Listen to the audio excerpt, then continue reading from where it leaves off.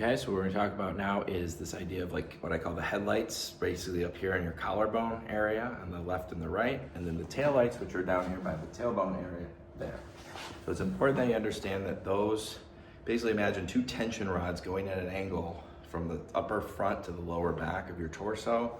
And you wanna always keep tension in those directions, like uphill in the front, downhill in the back, and that helps to reinforce our body because we have this S curve of our spine, which basically will fold up like an accordion if you let it. So you gotta reinforce that and keep some stability there. And that's those tension rods here that keep the chest up and forward versus like, if you're sitting back in a recliner or a couch or something where you just posturally collapse.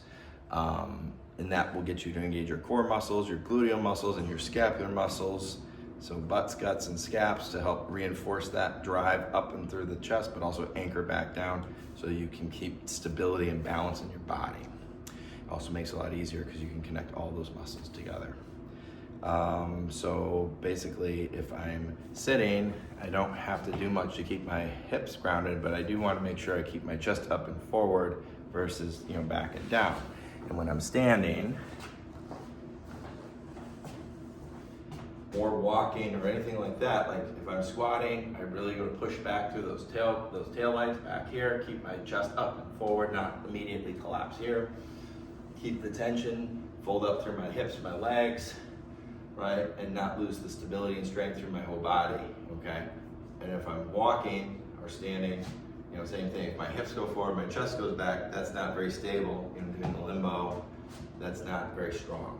Versus when you're here, a lot stronger and more stable. That's exaggerated, but that's the idea, is you want to maintain that. Okay, if I'm lifting, you don't want to collapse when you're lifting something heavy. You want to be strong through your body here, or like shot put throw or something like that. You want to be strong, have that kind of Olympic kind of posturing. Makes it look strong, and it is strong, stable. But driving or walking is a lot like kind of pushing a cart, but think of almost like up a hill. So if you line up from my heel, through my hip, through my chest and my hand, that's that escalator, that uphill drive. So the hand really isn't important, it's the chest here, the headlight.